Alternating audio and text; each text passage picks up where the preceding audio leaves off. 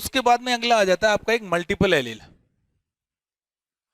Multiple allele, multiple allele का मतलब ये होता है कि नॉर्मली अपन ये बोलते हैं कि एक जीन होता है, एक जीन के कितने एलील होते हैं? दो, मतलब कम से कम दो एलील तो होने ही होने हैं। अब वो दोनों एलील कौन कौन से हो सकते हैं? या तो दोनों होमोजाइगस, या तो दोनों डोमिनेंट हो सकते हैं, या दोनों रिसेसिव हो सकते हैं, या एक डोमिनेंट और एक रिसेसिव हो सकता है। तीन टाइप के कॉम्बिनेशन मिलते हैं, तभी तो आप बोलते हो कि होमोजाइगस और हेटेरोजाइगस। लेकिन मल्टीपल एलील का मतलब होता है कि अगर एक जीन के मोर देन टू एलील आ जाए, मोर देन टू एलील मतलब तीन चार पांच छह कितने भी, इसको आप क्या बोलते हो? Multiple allelism. और इसका बहुत अच्छा एग्जांपल होता है human blood group, human blood group. तो वास्तव में आपको देखा जाए तो मल्टीपल एलिज्म के अंदर आपको पढ़ना क्या होता है? ह्यूमन ब्लड ग्रुप पढ़ना होता है। अपन अभी इसकी बात करते हैं कैसे क्या होता है। देखो ह्यूमन ब्लड ग्रुप होता है वो पहले थोड़े बहुत इससे क्या क्या क्वेश्चन पूछे जा सकते हैं। पहली बात तो ये 9th क्रोमोसोम पे होता है, मतलब ह्यूमन ब्लड ग्रुप का जो जीन होता है वो 9वें क्रोमोसोम पे होता है। और 9वें क्रोमोसोम पे जो जीन होती है उसको बोलते हैं आई जीन। ठीक है। एक चीज और पूछी जाती है कि इसके अंदर तीन टाइप के एलील होते हैं, एक तो ए, बी और ओ। ये दोनों तो क्या होते हैं भाई साहब? डोमिनेंट। और ये अकेला क्या होता है? रिसेसिव होता है। तो ये भी ध्यान रखना कि सब ह्यूमन का जो ब्लड ग्रुप है उसमें तीन एलील हैं, उसमें ए बी और ओ जो तो है क्या आपका डोमिनेंट वाला, सॉरी ए बी और ओ तो दोनों क्या है? डोमिनेंट। और ओ वाला क्या है आपका? रिसेसिव वाला। ठीक है। तो ये थोड़ा सा था। अब इसके अलावा ये पूछा जाता है कि इसमें टोटल ब्लड ग्रुप कितने आते हैं? तो ए बी, ए बी और ओ। ठीक है। अच्छा, इसका मल्टीपल एलिज्म का एक फॉर्मूला आता है कि कितने टाइप की फिनोटाइप मिलेंगे, तो उसका आता है n n plus one by two. और एन का मतलब होता है number of allele, number of allele. अब इसका आप निकाल भी सकते हो कैसे? यहां आपके नंबर ऑफ एलील कितने हैं? तीन। तो एन तीन, तीन प्लस एक और दो, तो कितना? चार, चार तीन 12, सॉरी यहाँ चार आता है, तीन। तो एन प्लस वन तीन और एक चार, चार तीन 12, 12/3 4। ठीक है। तो आपके चार टाइप के फिनोटाइप मिल रहे हैं, ए बी और ओ। ये आपका मल्टीपल एलिज्म होता है, उसका फॉर्मूला होता है। ठीक है। कि कैसे क्या निकालते हैं। उसमें ये ध्यान रखना कि ए वाला जो होता है एक नाम आता है एंटीजन और एक होता है एंटीबॉडी। एंटीजन होता है वो ऑलवेज सेम होता है। जैसे ए का एंटीजन है, इधर आपका है ब्लड ग्रुप। उसमें इसमें क्या पूछा जा सकता है? इसमें ये पूछा जा सकता है कि एक ए ब्लड ग्रुप वाली फीमेल है, उसका क्रॉस बी ब्लड ग्रुप वाले मेल के साथ कर दिया, तो उसका जो चाइल्ड होगा उसमें ओ ब्लड ग्रुप की प्रोबेबिलिटी क्या होगी, या फिर उसका जो चाइल्ड है उसमें कौन कौन से ब्लड ग्रुप हो सकते हैं, ऐसा क्वेश्चन पूछा जाता है। बहुत इजी क्वेश्चन होता है। तो आप ये ध्यान रखना कि एंटीजन होता है वो सेम होता है, ठीक है, और एंटीबॉडी होती है वो जस्ट अपोजिट। और इसको कैपिटल स्मॉल लेटर में अलग अलग लिखा जाता है ताकि याद रखने में आसानी होती है। इसमें आपका ए और बी दोनों आ गए, इसमें कोई नहीं है, इसमें ए और बी और ए बी। ठीक है। इस प्रकार का कॉम्बिनेशन होता है। अब आप लोगों ने सुना होगा कि एक होता है एंटीजन। एंटीजन का मतलब होता है कि इसको डोनर और इसको रिसीवर। रिसीवर का मतलब जो आप लोग बोलते हो कि साहब ब्लड डोनेट करता है, तो एक तो डोनर होता है और एक रिसीवर। तो जो देने वाला होता है उसका आप क्या देखते हो? एंटीजन। जैसे आप बोलते हो कि साहब ओ ब्लड ग्रुप है, ओ ब्लड ग्रुप होता है यूनिवर्सल, यूनिवर्सल डोनर होता है। डोनर का मतलब ये किसी को भी ब्लड ग्रुप दे सकता है क्योंकि इसके पास कोई भी एंटीजन नहीं होता। और वास्तव में ब्लड ग्रुप ट्रांसफर करते हैं तो उसमें ये कॉम्बिनेशन देखा जाता है कि एंटीजन और एंटीबॉडी दोनों हैं वो सेम नहीं होने चाहिए। अगर एंटीजन और एंटीबॉडी दोनों सेम होगी तो ब्लड का कोगुलेशन हो जाएगा आर्टरी और वेन के अंदर। और अगर ब्लड का कोगुलेशन हो गया इसका मतलब उस ह्यूमन की क्या हो जाएगी? डेथ हो जाएगी। और ए बी जो होता है उसको आप बोलते हो यूनिवर्सल असेप्टर। असेप्टर का मतलब वो किसी से ब्लड ले सकता है। क्यों ले सकता है? क्योंकि उसके अंदर एंटीबॉडी बिल्कुल भी क्या होती है? जीरो। और रिसीवर का ऑलवेज क्या देखा जाता है? एंटीबॉडी। तो आप इसका मतलब सही है कि ए बी ब्लड ग्रुप को किसी का भी ब्लड दे दो, उसके सामने एंटीबॉडी तो क्या होनी? बिल्कुल कुछ मैच ही नहीं करना। चाहे उसको ए का दे दो, बी का दे दो, कुछ भी दे दो। इसमें एक तो जीनोटाइप याद रखना कि जो क्रॉस करवाते हैं वो कैसे करवाते हैं। तो इसमें जो होता है वो ऐसे देखते हैं, एक तो आई ए, ये तो आ गया होमोजाइगस। आई इसलिए लगाते हैं क्योंकि इसमें जो जीन होती है, एक आता है हेट्रोजाइगस आई ए और आई ओ। आपको पता है एक डोमिनेंट है एक रिसेसिव है, तो उसमें चलनी किसकी है? डोमिनेंट की चलनी है। यहां भी वही condition I B I B I B I O. और यहाँ पे तो होमोजाइगस वो कोडोमिनेंस वाला करेक्टर आ गया। तो ये जो आपके टोटल जो होते हैं वो जीनोटाइप देखा जाता है कि कितने क्या होते हैं। ठीक है। क्योंकि जीनोटाइप, नंबर ऑफ जीनोटाइप का पता करने के लिए कि साहब इतने, ये थोड़ा सा आपको क्या मेमोराइज रखना पड़ेगा कि और एग्जाम में क्वेश्चन करते हो इसी का कोडिंग करते हो, ठीक है। इसी का कोडिंग मतलब आपको ये पता लगाना होता है कि बी ब्लड ग्रुप वाली है वो फीमेल है कैसी है। अगर क्वेश्चन के अंदर कुछ नहीं कहा जाए ना कि बी ब्लड ग्रुप वाले फीमेल का क्रॉस करवाओ, तो उसमें जनरली क्या लेते हैं अपन, हेटेरोजाइगस लेते हैं। जैसे बोल दिया कि एक ए ब्लड ग्रुप वाली फीमेल का क्रॉस बी ब्लड ग्रुप से या ओ ब्लड ग्रुप से कर दिया, तो इसका मतलब कुछ नहीं बोला, न होमोजाइगस बोला न हेटेरोजाइगस। आप जनरली वहां पे क्या लेते हो, आपका हेटेरोजाइगस वाला लेते हो। लेकिन कई बार एग्जाम में क्वेश्चन ऐसा भी आ जाता है कि वहां पे आपको होमोजाइगस दोनों देखना पड़ता है कि हाँ यार ये भी है, तो वो अकॉर्डिंग टू जो क्वेश्चन होता है उसकी सिचुएशन के अकॉर्डिंग काम करती है। अब देखना इसमें अपन मान लो एक मैं क्वेश्चन करके बता रहा हूं आपको, मैंने ये कह दिया कि साहब एक फीमेल है, वो फीमेल का साइन ये वाला होता है और मेल का साइन इस टाइप का होता है, ठीक है। फीमेल जो है वो एबी ब्लड ग्रुप वाली है, एबी ब्लड ग्रुप वाली, इसका मतलब ये थोड़ा मेमोराइज रखना पड़ेगा आपको। और जो मेल है ये आपका ए ब्लड ग्रुप वाला है, तो इसका मतलब मैंने क्या ले लिया, हेटेरोजाइगस ले लिया, ठीक है। अब आपको ये पूछा जा सकता है कि आगे जो इसकी जनरेशन बनेगी उस जनरेशन के अंदर ओ ब्लड ग्रुप वाले की प्रोबेबिलिटी क्या होगी, एबी वाले की प्रोबेबिलिटी क्या होगी, या फिर कौन सा ब्लड ग्रुप आएगा या कौन सा ब्लड ग्रुप नहीं आएगा, ठीक है। तो ये आपको वहां पे देखना पड़ेगा या क्वेश्चन के अकॉर्डिंग। तो इसमें सबसे पहले क्या करो, आप गेमिट बनाओ। गेमिट का मतलब वही कंडीशन है, होमोजाइगस है तो एक गेमेट बनेगा, हेटेरोजाइगस है तो दो बनेंगे। यहाँ पर मैक्सिमम दो बनते हैं, दो से ज्यादा कोई नहीं बनेगा। तो आपने बोल दिया कि साहब गेमेट बना एक तो आई ए आई बी, और यहाँ भी आई ए और आई ओ, ठीक है। अब वही क्रॉस करवा दो, इस गेमेट का क्रॉस इन दोनों से करवाओ, फिर इस गेमेट का क्रॉस इन दोनों से करवाओ। तो आपने इसको क्रॉस साथ करवाया, ये आ गया। यहाँ कौन सा ब्लड ग्रुप आ गया, ए, इसका क्रॉस करवाया आई ए आई ओ, कौन सा आ गया, ए ब्लड ग्रुप। इसका इसके साथ करवाया आई ए आई बी, यहाँ कौन सा ब्लड ग्रुप आ गया, ए बी। और इसका इसके साथ करवाया तो आई बी आई ओ, ठीक है। यहाँ कौन सा ब्लड ग्रुप आ गया, बी। इसका मतलब ये है कि साहब टोटल 4 जनरेशन बनेगी, 4 में से 50% चांस है कि कौन सा ब्लड ग्रुप आए, ए, 25% चांस है कौन सा ब्लड ग्रुप आए, बी, और 25% चांस है कि क्या है, ए बी, ठीक है। वो प्रोबेबिलिटी निकाल ले, सबकी 25-25 आ रही है, तो ये दोनों ऐड हो जाएंगे भाई, दोनों में कौन सा ब्लड ग्रुप आ रहा है, ए वाला ब्लड ग्रुप आ रहा है, इसका मतलब सही है, ठीक है। या इसमें ये भी क्वेश्चन पूछ सकता था कि अगर इन दोनों पेरेंट का आपस में क्रॉस करवाया जाए तो कौन से टाइप के जीनोटाइप, सॉरी कौन से टाइप का ब्लड ग्रुप का चाइल्ड नहीं मिलेगा। तो आपको देख लो यहाँ पे ओ ब्लड ग्रुप कितना मिल रहा है, 0%। तो कई बार ये भी क्वेश्चन पूछ लेता है। बस इसमें ज्यादा कुछ नहीं है, ये आप थोड़ा सा याद रखना। और थोड़ा सा देखो सेंस ऑफ ह्यूमर तो आपको at the time question solving के टाइम रखना ही पड़ेगा। कई बार क्या होता है हेटेरोजाइगस से नहीं कर पाते तो आप होमोजाइगस से भी करना। इसकी जब आप क्वेश्चन प्रैक्टिस करते हो तो थोड़ा सा ज्यादा इजी हो जाता है।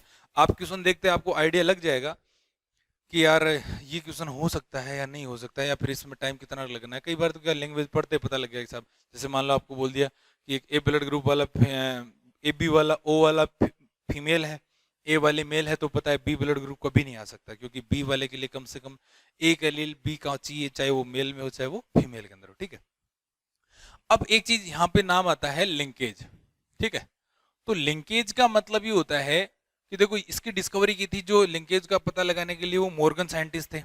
मॉर्गन ने जो मेल ड्रोसोफिला थी उसकी आंखों के कलर जो था, सॉरी ड्रोसोफिला थी उसके आंखों के कलर के अंदर देखी, फिर जाके पता लगा कि साहब लिंकेज का मतलब ये होता है। देखो लिंकेज और क्रॉसिंग और जो अपन सेल डिवीजन में पढ़ा था, लिंकेज का मतलब होता है कि कोई क्रोमोसोम पे अगर दो जीन अगर नियरेस्ट है, नियरेस्ट का मतलब उन दोनों के बीच की डिस्टेंस बहुत कम है, तो वो आगे वाली जनरेशन में जब जाते हैं तो वो एक साथ जाने की प्रोबेबिलिटी रखते हैं। मतलब या तो वो कहते हैं कि साहब हम जाएंगे नहीं, और जाएंगे तो दोनों एक साथ जाएंगे, और एक साथ जाएंगे इसका मतलब ये होता है कि उसको आप क्या बोलते हो, आपका लिंकेज कहते हैं, ठीक है।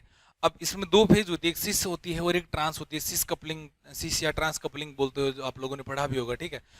जबकि क्रॉसिंग ओवर के अंदर क्या होता है कि दो जीन है, अगर वो डिस्टेंस ज्यादा है, एक चीज ध्यान रखना, अगर दो जीन के बीच में लिंकेज, सॉरी तभी होगा जब उनके बीच में डिस्टेंस क्या होगी, कम होगी। मतलब जितने नजदीक नियरेस्ट होंगे और जितने दूर दूर होंगे, जितने ज्यादा डिस्टेंस होंगे, इसका मतलब उसमें आपकी क्रॉसिंग ओवर होने के चांस क्या है, ज्यादा है, ठीक है। तो लिंकेज और क्रॉसिंग ओवर दोनों एक दूसरे के अपोजिट रहते हैं। तो अभी तो मैं आपको कह रहा था कि मेंडल को कुछ नया नहीं मिला था, उसके साथ तो करेक्टर में चाहे आप डाई हाइब्रिड को एक बार करवाओ चाहे मोनो हाइब्रिड को 2 बार करवाओ, कारण उसमें लिंकेज था ही नहीं। अगर उसमें लिंकेज होता तो फिर उसको मेंडल को ऑब्वियसली नॉर्मल सी बात थी, सब नया उसको जीनोटाइप फेनोटाइप देखने को मिलता है, लेकिन यहाँ ऐसा नहीं मिला, ठीक है। तो अब एक चीज आती है कि साहब लिंकेज है, आप ये बोलते हो कि साहब एक कंप्लीट लिंकेज आती है और एक इनकम्प्लीट लिंकेज आती है। तो कंप्लीट लिंकेज का मतलब होता है कि कोई भी ऑर्गेनिज्म के अंदर 100% जो लिंकेज होता है, या 100% जिसको आप बोलते हो कि 100% अगर जीन है वो सारे के सारे लिंकेज शो कर रहे हैं, तो उसको आप क्या बोलते हो, कंप्लीट लिंकेज। और अगर मान लो नहीं कर रहे तो उसको आप क्या बोलते हो, इनकम्प्लीट लिंकेज। ऐसे बोलते हो कि साहब उसमें कुछ क्रॉसिंग और भी हो रहा है और आपका कुछ जो लिंकेज भी हो रहा है, तो उसको बोलते हैं इनकम्प्लीट। और आपको कल बताया था कि साहब 50% ही मैक्सिमम क्रॉसिंग और हो सकता है, उससे ज्यादा नहीं हो सकता। तो कंप्लीट लिंकेज का एग्जांपल याद रखना, एक तो होता है मेल ड्रोसोफिला और एक होता है फीमेल सिल्कवर्म, ठीक है। ये दो ऑर्गेनिज्म ऐसे होते हैं जिनमें क्या मिलता है आपको, कंप्लीट और कंप्लीट लिंकेज, बाकी के सब में क्या मिलता है आपको, इनकम्प्लीट लिंकेज। तो ये आपको थोड़ा सा याद रखना पड़ेगा, ठीक है। अब एक चीज और है कि ये एग्जाम में आया हुआ क्वेश्चन है भैया, ये मेल ड्रोसोफिला वाला, कि कौन से ऑर्गेनिज्म में कंप्लीट लिंकेज मिलता है। ये आपको पता है कि जो क्रोमोसोम होते हैं वो दो टाइप के होते हैं, एक तो ऑटोसोम क्रोमोसोम और एक होता है एलोसोम क्रोमोसोम, ठीक है। ऑटोसोम का मतलब जिसको आप बोलते हो 44 क्रोमोसोम है, और एलोसोम का मतलब आपका जिसका 2 है, या इसको आप सेक्स क्रोमोसोम भी बोलते हैं। इसी से डिटरमाइनेशन होता है। दो में कौन कौन से, एक तो अक्स अक्स और एक अक्स वाई। अच्छा एक बता देता हूँ, जो अक्स क्रोमोसोम है, वाई क्रोमोसोम और अक्स क्रोमोसोम की कई बार पूछ ली जाती है। तो अक्स क्रोमोसोम की खोज तो की थी हैंकिंग ने, ठीक है, और वाई क्रोमोसोम की थी स्टीवेंस ने। तो दोनों का ध्यान रखना, अक्स क्रोमोसोम की डिस्कवरी हैंकिंग और वाई क्रोमोसोम की डिस्कवरी जो की थी वो स्टीवेंस ने, अमंग साइंटिस्ट ने। अब ये पूछा जाता है कि मान लो अगर कोई मतलब जो करेक्टर है वो 6 क्रोमोसोम पे प्रेजेंट है, ठीक है, तो उसको आप, या एलोसोम क्रोमोसोम के ऊपर है, तो आप ये बोल सकते हो उसको सेक्स लिंकेज बोल सकते हो, ठीक है। अब सेक्स लिंकेज है वो अक्स अक्स गुणसूत्र पे भी हो सकती है, क्योंकि सेक्स क्रोमोसोम है दो टाइप के हैं, एक तो अक्स वाला है और एक वाई वाला है। तो आपको ये भी पूछा जा सकता है कि साहब अगर मान लो कोई क्रोमोसोम है, सॉरी कोई जीन है, और वो करेक्टर में कोई शो कर रहा है और वो करेक्टर लिंकेज शो कर रहा है, तो उसको आप क्या बोलोगे, अक्स लिंकेज, क्योंकि वो जो जीन था वो कौन से क्रोमोसोम पे, अक्स पे है। और अगर कोई जीन मान लो वाई के ऊपर है और वो लिंकेज शो कर रहा है, तो उसको आप बोलते हो वाई लिंकेज, ठीक है। तो आपके 3 एग्जाम में क्वेश्चन पाते हैं, जिसमें नॉर्मली 2 को आप पढ़ते हो, एक हिमोफीलिया पढ़ते हो, एक कलर ब्लाइंडनेस। दोनों के दोनों भैया अक्स क्रोमोसोम पे प्रेजेंट होते हैं और लिंकेज शो करते हैं, इसका मतलब उसको आप बोलते हो अक्स लिंकेज, ठीक है। और एक बात और बताऊं, हिमोफीलिया और कलर ब्लाइंडनेस दोनों इनकम्प्लीट तो है, प्लस के अंदर वो रिसेसिव होते हैं। रिसेसिव का मतलब वो रिसेसिव कंडीशन के अंदर करेक्टर शो करते हैं, इसलिए उनको बोला जाता है अपूर्ण प्रभावी, या इनको बोलते हैं आपको रिसेसिव, जिसको आप बोलते हो ना इनकम्प्लीट डोमिनेंस वाला करेक्टर, वहां आ जाता है जो, ठीक है। तो अब थोड़ा सा आपका हिमोफीलिया और उसका बता देता हूं कि हिमोफीलिया में कैसे होता है और कलर ब्लाइंडनेस में क्या होता है। हीमोफीलिया जो है वास्तव के अंदर होता ये है कि अपने मान लो कहीं भी कोई इंजरी होती है, चोट लगती है, तो 2 से 3 मिनट में 5 मिनट के अंदर जो है वो ब्लड का कोगुलेशन हो जाता है। आपके ब्लड का कोगुलेशन आपके सिलेबस में नहीं है, तो आपको वहां पे बहुत सारा प्रोसीजर होता है, ठीक है। अब मान लो इसमें क्या होता है कि अपने क्लोटिंग फैक्टर होते हैं, जिसको 1 से लेके 12 क्लोटिंग फैक्टर होते हैं। तो इनमें कलर ब्लाइंड सॉरी हिमोफीलिया में क्या होता है, क्लोटिंग फैक्टर है वो काम नहीं करते का मतलब क्लोटिंग फैक्टर की अब्सेंस हो जाती है। और अगर एक क्लोटिंग फैक्टर अगर काम नहीं किया, तो ये क्या होती है, एक चेन रिएक्शन होती है, कि जैसे एक के बाद दूसरी, दूसरी के बाद तीसरी, ये सीक्वेंस चलती है। अगर उसमें से एक बीच वाली अगर सीक्वेंस हट गई, या सीक्वेंस में या रिएक्शन हट गई, तो इसका मतलब आगे वाली रिएक्शन नहीं होगी, तो फिर वो पूरा पूरा प्रोसेस ही क्या हो जाता है, रुक जाता है, ठीक है। तो इसकी डिस्कवरी की थी जॉन ओटो नाम का एक साइंटिस्ट था, उसने जो ब्रिटेन की महारानी विक्टोरिया थी उसके अंदर की थी, इसलिए इसको भाई साहब रॉयल डिजीज भी बोलते हैं, ठीक है।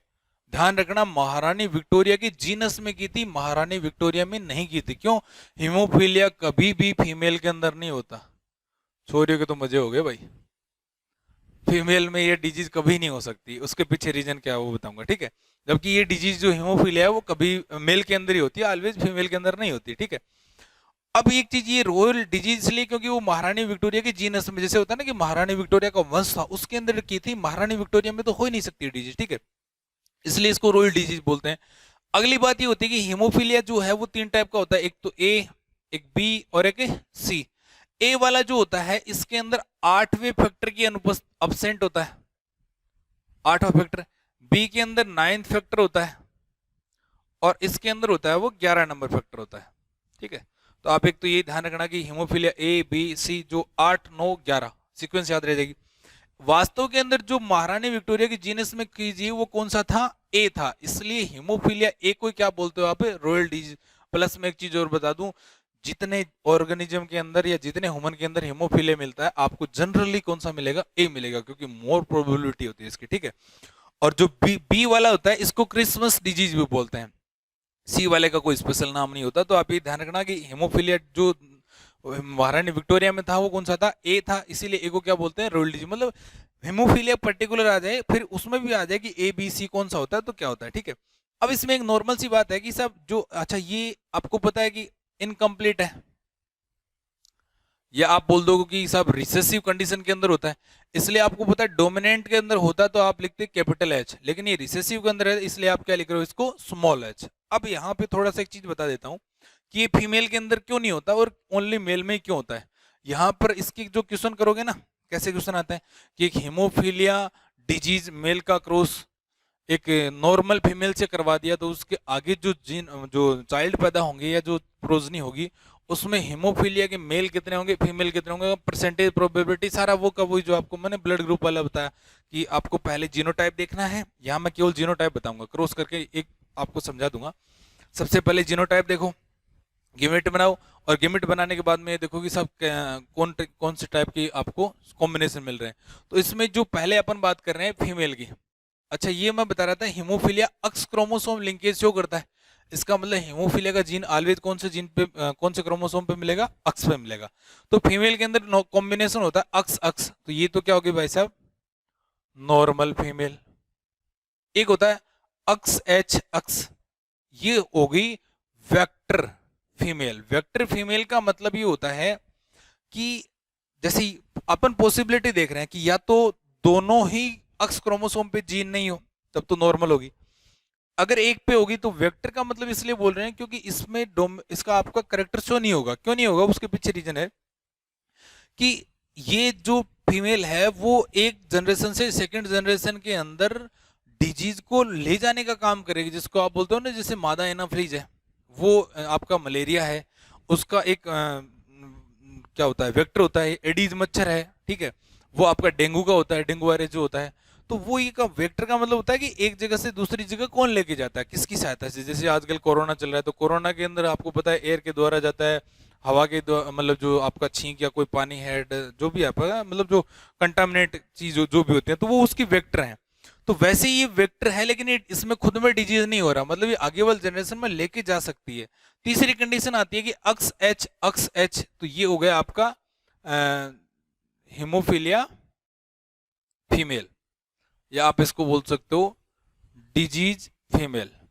लेकिन मजे की बात यह है कि इस कंडीशन के अंदर अगर फीमेल है तो आपके एक नाम सुना होता है लिथेलिटी। लिथेलिटी का मतलब होता है, नॉर्मली इसको हिंदी में बोलते हैं घातकता। लिथेलिटी का मतलब क्या होता है सुन लो, एक होता है लिथल जीन, और लिथल जीन जो प्रॉपर्टी शो करता है उसी को बोलते हैं लिथेलिटी। इसका मतलब क्या होता है, अगर मान लो कि अगर कोई जीन है, अगर वो लिथल जीन कब होगा, वो या तो होमोजाइगस कंडीशन में, होमोजाइगस कब, या तो डोमिनेंट होमोजाइगस या रिसेसिव होमोजाइगस। अगर इस कंडीशन के अंदर आ गया और वो जीन कैसा है, लिथल जीन है, तो वो क्या करता है उस ऑर्गेनिज्म की एम्ब्रियो स्टेज के अंदर ही, एम्ब्रियो स्टेज में उसकी क्या करवा देगा, डेथ करवा देगा। और इस डिजीज को, ये जो पूरा फिनोमिना होता है इसको बोलते हैं लिथेलिटी, और ये लिथेलिटी किस जीन के कारण होगी, आपकी लिथल जीन के कारण होगी, ठीक है। और हीमोफीलिया का जो डिजीज का जो हीमोफीलिया का जो जीन है वो एक लिथल जीन है। लिथल जीन का मतलब अगर होमोजाइगस कंडीशन, आप देखो ये रिसेसिव होमोजाइगस आ गई, एक तो डोमिनेंट होमोजाइगस तो ये वाली होती, लेकिन ये तो प्रेजेंट ही नहीं होती, तो इसलिए इसका इस कंडीशन में आते हैं उसकी एम्ब्रियो स्टेज में डेथ होगी। मतलब वो जाइगोट तो बना है, जाइगोट तो बना है, लेकिन वो आपको पूरी आपकी दिखेगा नहीं। क्यों नहीं दिखेगा? क्योंकि उसकी बेचारे की बर्थ नहीं हुई, जन्म ही नहीं, और जन्म ही नहीं, इसका मतलब आपको वो शो नहीं हो सकता, दिखाई नहीं दे सकता। ठीक है, तो ये उसके कारण होता है। अब फीमेल की बात कर ली, अब अपन बात कर लेते हैं मेल की। तो मेल में एक तो ये वाला, तो ये तो कैसा होता है, ओ सॉरी वाई, नॉर्मल मेल। एक अक्स एच वाई, ये क्या होता है, डिजीज मेल। ठीक है, दो ही होता है, तीसरा कोई मिलेगा नहीं आपको। ठीक है, इसी के कारण लिथल जीन के कारण कभी भी फीमेल के अंदर आपका हीमोफीलिया नहीं हो सकता, क्योंकि उसमें जाइगोट तो बनेगा लेकिन उसकी आपकी बर्थ नहीं होगी, तो वो आपको पॉपुलेशन में देखने को कभी भी नहीं मिलेगी। ठीक है, अब एक चीज और आ गई, इसका क्वेश्चन बता देता हूं। जैसे मान लो उसने कह दिया कि साहब एक मेल है वो हीमोफीलिया है, ठीक है, उसका क्रॉस करवा दिया आपने एक वेक्टर फीमेल हीमोफीलिया से। ठीक है, तो आपका वेक्टर, अच्छा इसका क्वेश्चन एक चीज और बता दूं, कई बार क्या होता है ऐसे क्वेश्चन के अंदर लैंग्वेज इस टाइप से आती है कि एक फीमेल है एक मेल है, उसकी चोट लगने के बाद में उसमें कई बार कई मतलब कई समय तक रक्त का थक्का नहीं बनता, तो इसका विवाह अगर उसके साथ करवा दिया जाए तो इसका मतलब आपको वो हिंट ये देना चाहता है कि मैं जो क्वेश्चन पूछ रहा हूँ वो हीमोफीलिया से रिलेटेड है। ठीक है, या तो आपको डायरेक्ट नाम दे देता है कि हीमोफीलिया, या फिर वो घुमा फिरा के आपको कोई हिंट दे देगा। ठीक है, तो वही सीधी सी कहानी, सब क्रॉस कर गेमेट बनाओ तो अक्स एच वाई, क्योंकि हेट्रोजाइगस है, यहाँ भी हेट्रोजाइगस है, लो साहब ये इसका क्रॉस इसके साथ करवाओ अक्स एच, इसका इसके साथ ये आ गया, इसमें ये आ गया, ये तो क्या हो गया, नॉर्मल मेल। ये क्या होगी, वेक्टर फीमेल। ठीक है, ये क्या हो गया, डिजीज मेल, और ये क्या होगी, डिजीज फीमेल। अब इसकी तो डेथ हो गई, बाकी बच गए कितने, 3। अब एक बहुत इंपॉर्टेंट मजे की बात सुन तू, अगर इस क्वेश्चन में आपसे ये पूछ लिया कि आप एक काम करो भाई साहब इसका जीनोटाइप बताओ मेरे को, तो जीनोटाइप में नॉर्मली अपन क्या करते हैं कि ये देखा जाता है कि आपके जो टोटल F2 जनरेशन में कुल कितने जीनोटाइप बन रहे हैं या कितने टाइप के बन रहे हैं। तो यहां देखो एक जीनोटाइप ये है, दूसरा, तीसरा, चौथा, 4 टाइप के जीनोटाइप आ रहे हैं। मतलब मैं ये लिख सकता हूं कि जीनोटाइप 4 हैं, तो अक्स एच अनुपात अक्स एच वाई अनुपात अक्स एक्स अनुपात अक्स वाई। ठीक है, इसका मतलब टोटल एक एक है सारे, तो 1:1:1:1। ठीक है, बात सुनना, इंपॉर्टेंट बात, लिथल जीन को देखो अपन बात कर रहे हैं जीनोटाइप बना का नहीं बना। ठीक है, जीनोटाइप का मतलब ये होता है कि उस ऑर्गेनिज्म की बॉडी के अंदर जीन का कॉम्बिनेशन क्या था या डीएनए का कॉम्बिनेशन था, तो ये देखते हैं। तो ये देखो एम्ब्रियो तो बना था, एम्ब्रियो तो बना था, इसका मतलब पॉसिबिलिटी तो थी इसकी बनने की, लेकिन नहीं बन पाया क्योंकि ये जीन क्या है, लिथल जीन शो कर रहा है। तो भैया लिथेलिटी वाले में आप जीनोटाइप में तो इसको काउंट करोगे लेकिन फिनोटाइप में नहीं करोगे। अब आप बोलोगे यार मास्टर तू तो बावड़ा बना रहा है यार दिन में ही, कैसे, देख फिनोटाइप का मतलब मेरे भाई ये होता है कि जो आपको क्लियरली विजिबल होता है, सामने से दिखता है। ये तो बेचारी की इसकी तो टिकट बुक हो गई एम्ब्रियो स्टेज के अंदर ही, मतलब जाइगोट या फिटस स्टेज के अंदर, तो ये तो दुनिया ही नहीं देख पाई, और अगर दुनिया ही नहीं देख पाई तो आपको पॉपुलेशन में दिखेगी नहीं, और पॉपुलेशन में नहीं दिखेगी तो आप फिनोटाइप कैसे ले पाओगे। फिनोटाइप का तो आपको लेते हो कि साहब जो बाहर से आपको स्ट्रक्चर दिख रहा है या जो एकदम फेस टू फेस, तो इसमें आपको 3 ही टाइप का जीनोटाइप मिलेगा, फिनोटाइप मिलेगा।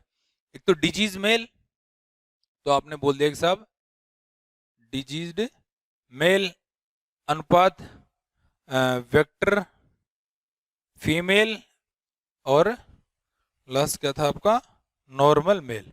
तो इनका रेशियो आ गया 1:1:1।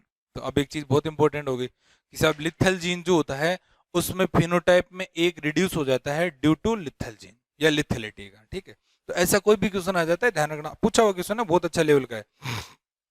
तो एक तो ये था जो अक्स लिंकेज या अक्स रिसेसिव लिंकेज शो कर रहा था। एक था आपका कलर ब्लाइंडनेस वाला। कलर ब्लाइंडनेस का मतलब वास्तव के अंदर क्या होता है कि टोटल रंग होते हैं 7, जिसको आपको बोलते हो विबग्योर बोलते हो, violet, indigo, blue, green, yellow, orange और रेड, ये वाला कॉम्बिनेशन होता है। ठीक है, अब इसमें से विबग्योर वाला है, लेकिन कलर ब्लाइंडनेस का मतलब देखो, कलर का मतलब होता है कलर, और ब्लाइंडनेस का मतलब होता है अंधापन। अंधापन का मतलब कई बार क्या होता है आदमी को आपको दिखाई मतलब उसको कलर दिखाई नहीं देते, तो इस डिजीज को बोलते हो कलर ब्लाइंडनेस। और ये 3 टाइप की होती है। फर्स्ट टाइप होता है प्रोटोनोपिया, सेकंड होता है ड्यूटेरोनोपिया, और थर्ड होता है ट्राइटेनोपिया। ठीक है, इसमें एक ट्रिक बता देता हूं, RGB, R का मतलब रेड, G का मतलब ग्रीन, और B का मतलब ब्लू। इसमें रेड कलर दिखाई नहीं देगा आपको, इसमें ग्रीन, और इसमें ब्लू कलर। मतलब इसमें अगर आपको प्रोटोनोपिया है तो उसको रेड कलर आप उसकी दुनिया में भी नहीं होगा, मतलब दिखाई नहीं देगा। उसके पीछे रीजन होता है कि इसमें जो लिंकेज शो करता है वो करेक्टर आपके ब्रेन के अंदर करेक्टर नहीं आ पाता, मतलब जो कलर को जो विजिबल करने वाला है, कलर को आइडेंटिफाई करने वाला जो है, वहां पे वो आपको हो नहीं पाता, ये ब्रेन की है। ठीक है, तो एक तो ये याद रखना, जैसे वहां पे था कि ए हेमोफीलिया, बी हेमोफीलिया, सी जो भी होता है। अब मान लो ये डिजीज कब काम में लेते हैं, कलर ब्लाइंडनेस। जैसे मान लो कि आप ट्रेन के ड्राइवर बन रहे हो या बस ड्राइवर बन रहे हो, तो आपको पता है रेड और ग्रीन का बहुत इंपॉर्टेंस होता है ट्रैफिक सिग्नल में। अब अगर आपको प्रोटोनोपिया है तो रेड का तो पता ही नहीं चल रहा, साला है तो सिग्नल रेड और आप तो दौड़े जा रहे हो। ठीक है, अब एक इसका इंटरेस्टिंग बात बताऊं, जो व्हाट्सएप, फेसबुक, ट्विटर और इसका जो सीईओ है, chief executive officer mark Zuckerberg, उसको ट्राइटेनोपिया है।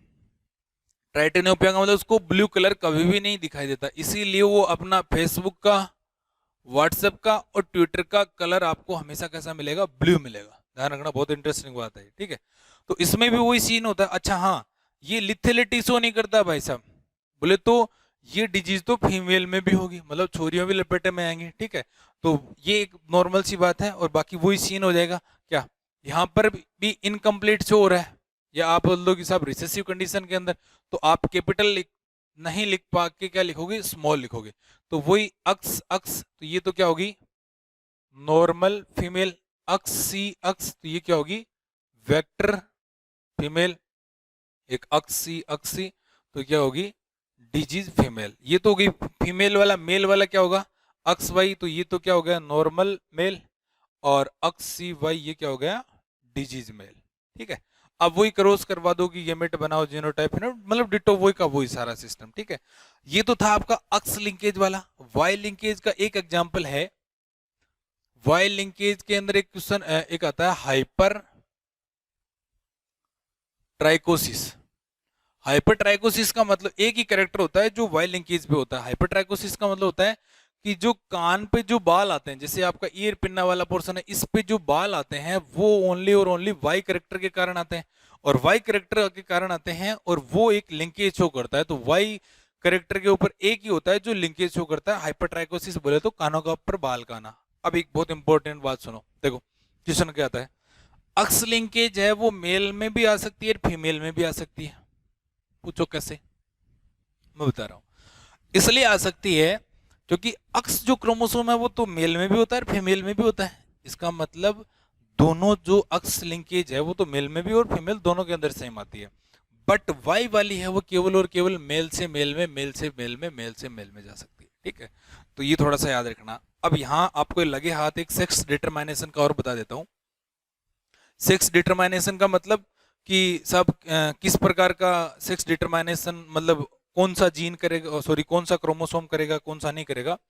तो पहली बात तो जो सेक्स डिटरमाइनेशन होता है उसका मतलब ये पता लगाना होता है कि आगे जो भी ऑर्गेनिज्म पैदा होगा वो मेल होगा या फीमेल होगा, उसका कैसे पता लगाया जाता है। ठीक है, तो इसमें 3 टाइप का होता है, एक तो अक्स अक्स अक्स वाई टाइप का, दूसरा होता है अक्स ओ अक्स वाई अक्स अक्स टाइप, और एक होता है Z Z Z W type. ठीक है, अब ये इसका एग्जाम्पल ये आपको इसमें से बता देता हूं कैसे होगा। इसमें से आपको याद क्या क्या रखना है, पहली बात तो याद ये रखना कि अक्स अक्स है वो मेल फीमेल है, अक्स वाई है वो मेल है। जैसे अक्स ओ है वो मेल है और अक्स अक्स है, ओ का मतलब ध्यान रखना है महान आत्मा हो। कोई ये मसला है ना कि ओ कोई नया ही जीन, कोई नया क्रोमोसोम आ गया, ओ का मतलब है कि यहाँ पे ये क्रोमोसोम क्या है, अपसेंट है। बोले तो आपका जो मोनोसोमी टाइप का म्यूटेशन होता है ना, मोनोसोमी का मतलब एक क्रोमोसोम रिड्यूस हो जाता है, खत्म हो जाता है। ठीक है, तो उसको आप मोनोसोमी बोलते हो। और जेड जेड है, जेड डब्ल्यू, उसमें कौन मेल है कौन फीमेल है, या आप ऐसे बोल दो कि साहब फीमेल अपन ह्यूमन बींग है, ह्यूमन में ये वाला टाइप पाया जाता है, इसका मतलब उसमें फीमेल है, उसका ये कॉम्बिनेशन होता है, मेल का ये कॉम्बिनेशन। तो इस कंडीशन के अंदर जो सेक्स डिटरमिनेशन है वो फीमेल के द्वारा होता है। या सीधी सी एक ट्रिक बता दूं, जो हेट्रोजाइगस होता है, जैसे यहाँ पे ये है तो ये सेक्स डिटरमिनेशन करेगा, यहाँ पे ये है तो ये सेक्स डिटरमिनेशन करेगा, यहाँ पे ये है तो ये सेक्स डिटरमिनेशन करेगा।